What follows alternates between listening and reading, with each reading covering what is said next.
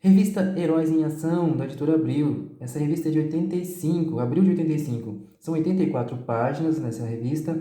Essa revista ela começou seu início em julho de 84 a abril de 85. Foram 10 edições. É uma série curta, é um mix que tem nessa história aqui, nessa revista, são 4 histórias. A primeira é dos Novos Titãs, a segunda do Espectro, a terceira do Superboy e a última do Guerreiro. A primeira história é dos Novos Titãs, tem o título Inferno na Torre Titã, originalmente de 81, tem argumentos de Marvin Wolfman e desenhos do George Pérez. É a finalização da batalha com o Trigon, que eles venceram, uma história bem conceituada aí na trajetória dos Titãs. Aqui eles estão sendo transportados desse local que ocorreu a batalha para o Central Park, em Nova York. A mãe da Ravenna tá fazendo a situação. O Mutano faz até uma brincadeira com isso, falando que tá fazendo uma mágica e tal. Eles já aparecem. O Mutano tem bem essa característica aqui, fazer as brincadeiras, ser sempre brincando e tal. E o pessoal fazendo as atividades no Central Park, surge essa equipe lá. Fazem diversas brincadeiras ali, um rapaz canta, a Ravenna não, a Estelar no caso, o Mutano sempre fazendo brincadeiras. Aqui tem uma situação do Kid Flash que vai. O Wallace, ele vai embora porque ele tem diversas coisas para resolver, tem problemas com a família, que está com saudade. E ele tá, depois dessa batalha que houve lá, ele está bem confuso, etc. Tem essa despedida dele aqui. A partir daí mostra uma equipe chamada o Grupo Quinteto Mortal. Tem toda uma situação aí que tem esse personagem chamado Chip, o Dr. Luz. Eles recebem a visita através de mental, alguma coisa assim, que esse outro personagem chama Psimon, que ele pede ajuda porque ele está preso em outra dimensão e ele pede ajuda da equipe. Só que os membros da equipe não estão muito bem com ele porque eles foram traídos por ele. Ele explica até que essa situação de traição que ocorreu foi devido ao Trigon e tal, todas umas situações passadas que ocorreram. Mas mesmo assim, eles acabam aceitando e vão ajudar ele a ser liberto. Eles são direcionados lá para a Torre Titã, que lá é o que vai desenrolar para que isso ocorra. E vai coincidir com a volta dos Titãs nessa situação, a torre no caso. Eles veem ali que houve uma invasão, o Cyborg ali no calor da situação tenta invadir lá logo de cara, ver do que se trata, mas os membros ali impedem, né? Eles têm que fazer um plano, ver com calma o que está ocorrendo. Uma propaganda da Almanac Disney, 167. Aqui é mostrada uma planta da Torre Titã, com todos os detalhes, todas as salas, etc. Pula para cá, para os Titãs tentando descobrir o que está acontecendo, como vão chegar até lá dentro da torre, etc. Aqui o Chip e o Dr. Luz, eles ameaçam uma pessoa que não é mostrada a princípio, de como libertar o Psimon dessa outra dimensão e tal. O Cyborg tenta invadir, mas nesse momento ele é abordado pelo Chip, que joga uma situação ali de um aparelho que ele tem que chama disruptor neural, deixando ele numa situação de quase morte. A Ravenna com seus poderes consegue trazer ele de volta e tal. A partir daí tem todo o confronto entre as duas equipes pela situação ali. O Robin ele é quase morto também. Ele é jogado, amarrado dentro de uma piscina, mas a Estelar consegue a tempo trazer ele de volta. A Ravenna também, da mesma forma que o Cyborg traz ele de volta da quase morte. Eles até citam aqui que não foi um afogamento tão... não entrou muita água nos seus pulmões, etc. Uma propaganda do Tio Patinhas, 239, saltando aqui pro confronto, a luta entre os personagens. Mas aqui é mostrado quem que eles estavam ameaçando de fato ali. Que é o pai do Cyborg. E ele acaba narrando também que foi ele que construiu a Torre Titã, mas sem o conhecimento deles e tal, do Cyborg no caso específico aqui. E o Psimon já liberto, mas agora a situação é eles se libertarem de toda a situação e tem todo o confronto novamente, a batalha entre eles, tem uma grande batalha entre os personagens. Até tem uma referência ao começo aqui quando os Titãs estão vencendo no final. O Dr. Luz é vencido por um truque do Robin, meio que referência à primeira cena lá com o Mutano sempre fazendo brincadeiras mágicas, etc. Mas finalizando essa batalha e tal, a polícia leva esses prisioneiros, etc. Tem o conflito do pai e do filho, o Cyborg e o Dr. Stone, que o Cyborg culpa ele pela morte da mãe, pelo ter ocorrido isso com ele de fato, de se ter parte do seu corpo, etc. Aqui tem mostrando o início da história, a origem do Cyborg, que é o pai contando tudo e tal. Aqui ele conta que o pai e a mãe do Cyborg, eles estavam de boa, eles eram cientistas experientes ali, e que o filho também nunca tinha interesse pela ciência, etc. Mas em uma situação específica, eles ali no momento entre eles acabam, a mãe no caso, acaba apertando o botão desses experimentos científicos deles ali, de portais, e liberando um monstro, um ser de outro planeta, que acaba atacando a mãe e matando ela. E depois de matar a mãe, o Cyborg entrando na situação e vendo aquilo, o monstro dirige-se para o Cyborg, não o Cyborg no momento ali, e atacando ele. Mas o pai consegue reverter a situação e sugar o monstro de volta, mas o corpo do Cyborg já havia sido muito deteriorado, muito prejudicado. E com os conhecimentos do pai dele, ele consegue refazer essas situações, transformando ele de fato no Cyborg, com esses equipamentos, etc. Só que ele fala também, o Cyborg sempre fazendo o de durão, como é da personalidade dele. Que ele está doente, está numa fase terminal, etc. E quebrando o coração aí do Cyborg. A partir dali eles começam a ter um relacionamento, viver cada momento ali, diversas situações entre eles, etc. Até chegar ao momento final ali da morte do pai, que não era inevitável no caso. Essa história é bem, esse final comovente, de introdução do personagem, as origens do Cyborg, e os desenhos são bem legais também, do Jorge Pérez, que também tem essa situação de recentemente ter sido anunciado que ele tinha uma doença terminal, e que de fato também ocorreu a sua morte bem recentemente aqui. E é isso, finalizando essa história. A próxima história, pulando para a próxima, é do Spectrum. Ele é. Aqui a história originalmente é de 74, uma história mais antiga. Se vê pelas imagens, pelos desenhos, os tipos de desenho, etc. A primeira página dá um pouco da origem dele, que eu também não sei do que se trata, não conhecia esse personagem, só tinha visto alguma coisa de imagem dele também, nada de histórias. Aqui se fala que ele é um Jim Corrigan, um policial que tem essa situação aí de ficar mesclando a vida dele entre ser um fantasma e um policial.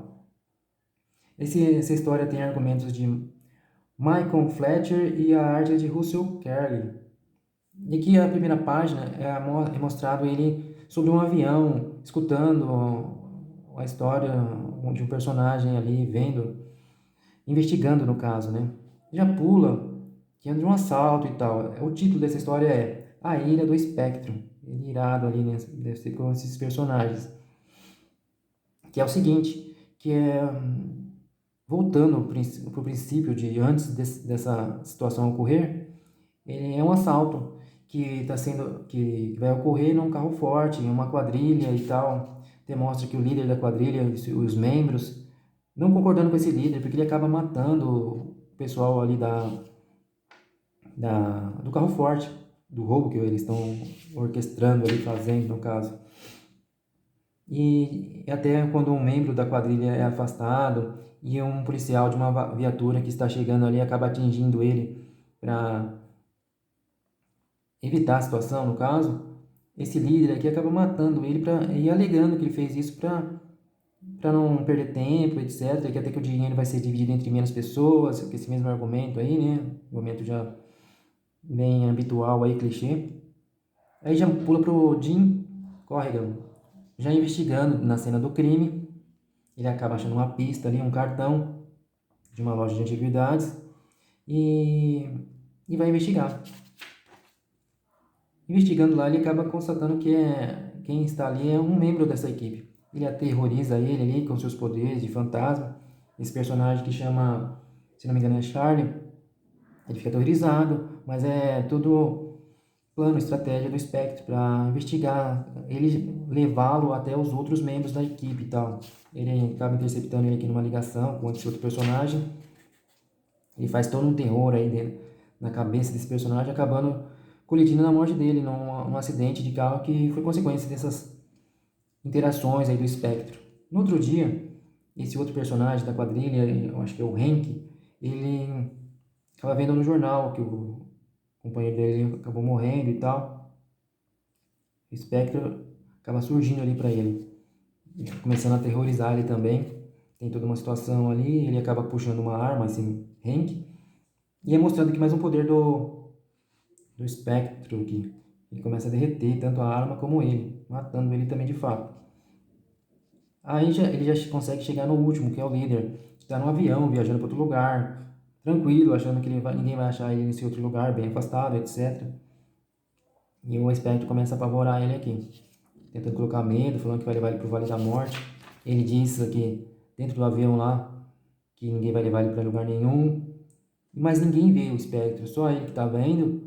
E todo mundo dentro do avião tá achando que esse líder aqui da quadrilha tá louco, né?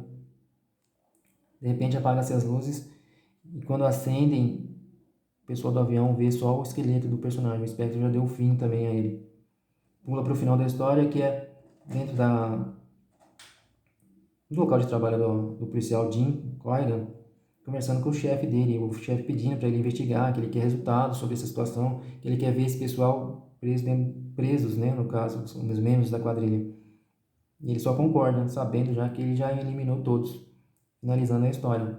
Legal também conhecer esse personagem. Finalizando aqui, né? Aqui tem uma propaganda da revista do Pica-Pau, falando que na revista o que é interessante é que você vai conhecer outras histórias fora as das animações ali. Pulando para a história do Superboy, que tem argumentos de Frank Robbins e a arte de Bob Brown e Murphy Anderson. Essa história ela é de 70, até mais antiga. Como eu disse na outra, essa quinta se repara ainda mais no tipo de estilo da arte, etc. Aqui é um outro Superboy, não é o Superboy que a gente conheceu um tempo depois nas revistas. Esse Superboy aqui que tem iniciado aqui nessa revista uma série como titular, né, como membro, né, como membro não, como titular de uma sua própria revista. O diferencial é o quê? Que esse Superboy dessa revista nova, ele era um clone do Superman. Diferente desse personagem aqui, que é que contava as histórias do Superboy jovem, o Clark Kent jovem, lá em Smallville, etc. E aqui desenrola com o seguinte título, né? Trágica Visita. É o título dessa história. E conta a história de um parente deles, da família do Jonathan, né? Que vai, o pai dele não tá bem financeiramente, ele vai passar um tempo com eles, mas esse personagem ele tem uma pegada meio que do mal, não tem problemas em roubar, etc. E aqui mostra até o Superboy se preparando para essa passagem desse personagem, ele escondendo todas as suas coisas, tem toda essa mudança de rotina, senão esse garoto vai acabar descobrindo que ele é o Superboy. Tem toda essa fama do Superboy ser lá de Smallville, etc. E esse garoto aqui mostra, ele tem todos uns planos de sempre estar bem, né? Como todo personagem nesse estilo aí. Aí eles acabam, o Clark passa uma situação de perigo aí desse personagem desconfiar dele, porque havia tido um incêndio que ele teve que interagir, salvar e tal. E ele volta com as fuligens, não repara que o rosto está sujo e tal. Mas ele acaba dando uma desculpa ali que não deixa muito a dar margem para ele desconfiar. E eles acabam indo passear e tal. E esse garoto sempre querendo levar vantagem, paquerando as moças e tal, com o dinheiro que ele acabou roubando da mãe do Clark. Só que nesse tempo ali, o que ocorre nesse passeio deles? Está acontecendo um assalto e esse garoto, o Clark, o garoto, né, ele quer roubar um carro e ele acha isso normal e o Clark não quer impedir. Só que como ele percebe que está tendo um assalto, e o carro dos assaltantes tá ligado lá na frente, ele tenta coincidir essas duas coisas. Evitar que o garoto roube o carro e que o assalto seja evitado também. Daí ele fala assim, ao invés de pegar o carro, pega aquele carro ali, que é mais bonito, é conversível, etc. E aí a partir daí tem uma perseguição, que os bandidos quando saem dali, eles vão perseguir eles, né, e tal. E aqui tem uma coisa até interessante, que é essa situação aqui, que é um poder que já vem citado como ridículo do super-homem, que tinha vários poderes nessas outras épocas aqui, né, nos anos 70 e tal, que é o superventriculismo, que ele projeta sua voz para que os personagens da quadrilha achem que vem de outro canto, uma coisa bem bizarra aparentemente, né? Mas eles conseguem evitar, com isso, evitar o assalto não, capturar, prender, que sejam presos os membros ali, né? E aí eles têm uma situação de eles são reconhecidos como, por ter ajudado a evitar o assalto, pegar os bandidos no caso.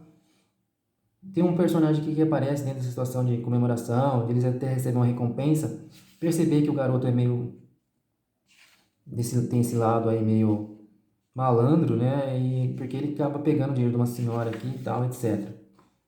E ele faz uma proposta para ele, de ajudar ele numa situação, que é um enrosco, né?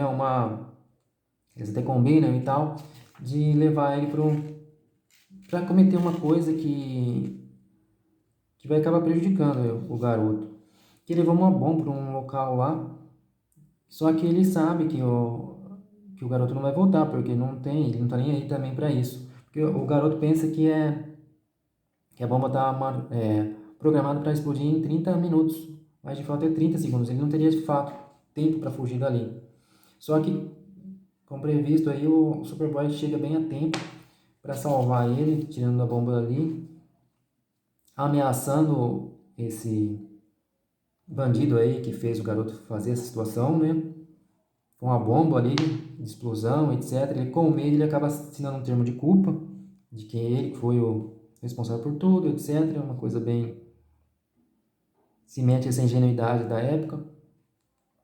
Para finalizar a história, o Superboy aqui deixa uma carta em cima da cama quando ele retorna para casa, ele está dormindo no quarto do Clark, falando que se ele souber de outra situação dele nesse sentido, ele vai retornar, pondo medo no garoto aqui, que acaba indo morar com o pai, onde o pai está, e se despedindo, devolvendo o dinheiro da mãe, finalizando essa história do Superboy. Aqui é os leitores em ação, a parte de correio, né, desta revista.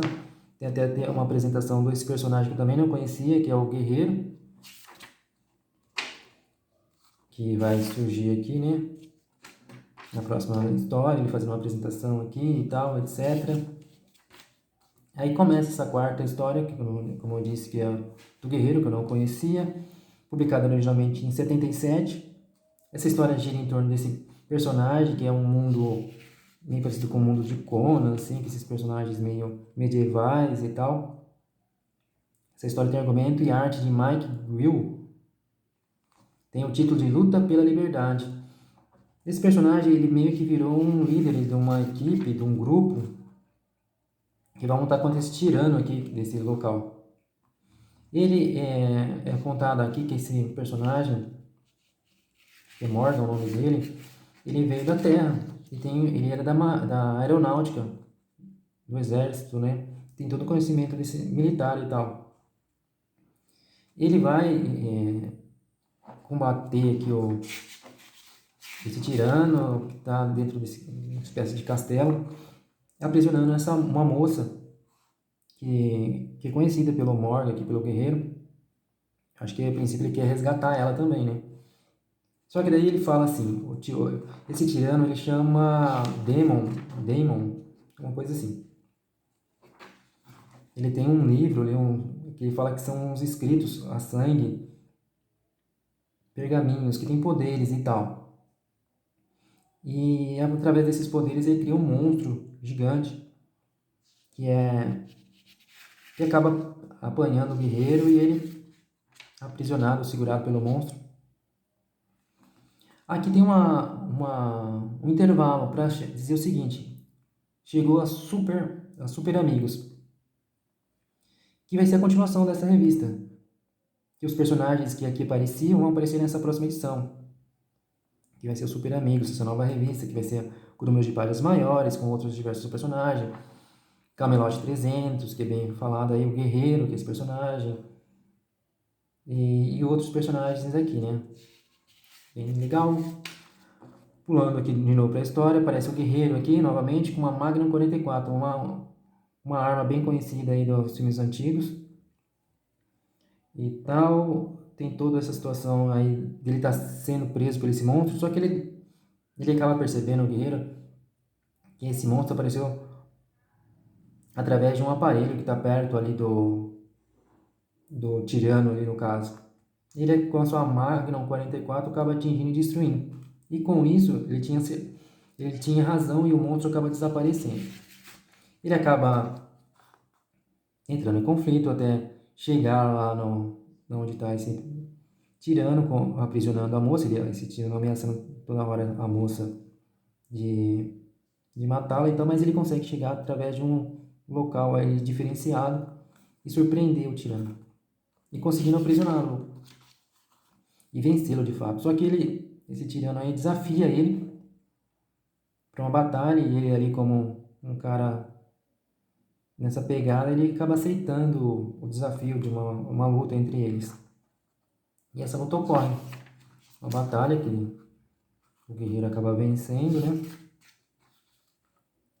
E ficando com a moça, uma paz ali, os soldados até questionam ele do que se tudo havia encerrado, mas não, haverá situações diversas aí para acontecer.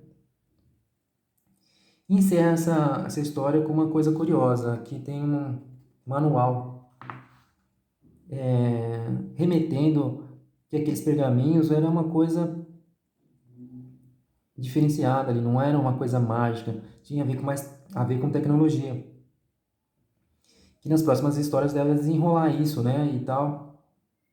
Porque o guerreiro também está ali, né, meio não sabendo do que se trata aquele local, entendendo e conhecendo ali. E aí finalizando, tem a propaganda das próximas revistas, Super-Homem 11, Super Amigos, falando um pouquinho mais sobre o que dessa revista nova. E é isso. Heróis em Ação número 10.